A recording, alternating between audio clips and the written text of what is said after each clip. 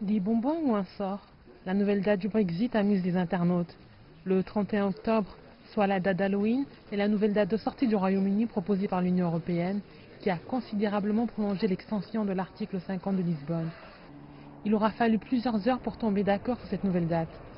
L'ambiance était calme, voire amicale. Lorsque les dirigeants ont défilé sur le tapis rouge, le sort du Brexit était encore inconnu. Et malgré les appels pour un report au 30 juin, tout ce dont Theresa May avait besoin était un peu plus de temps. L'objectif de ce sommet est de s'accorder sur une extension qui nous donne plus de temps pour parvenir à un accord nous permettant de quitter l'UE d'une façon ordonnée et sans heurts.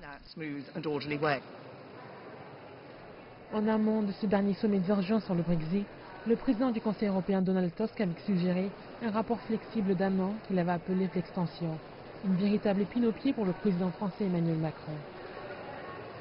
Pour moi, rien n'est acquis. Rien.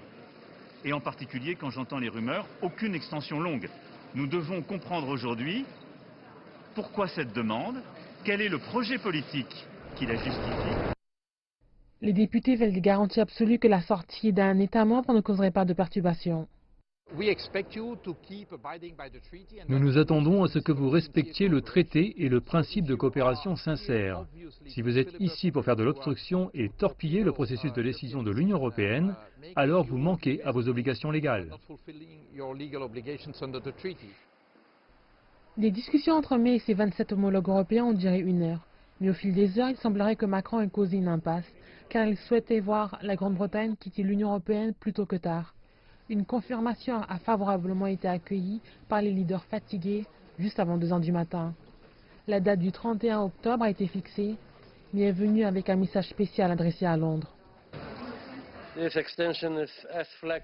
Un report flexible était ce que j'attendais, mais il a été plus court que ce que je prévoyais, mais suffisant pour trouver la meilleure solution possible.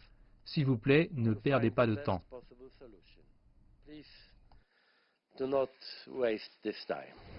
Theresa May n'a pas uniquement obtenu un report, elle a également obtenu davantage que ce qu'elle était venue négocier, 4 mois supplémentaires.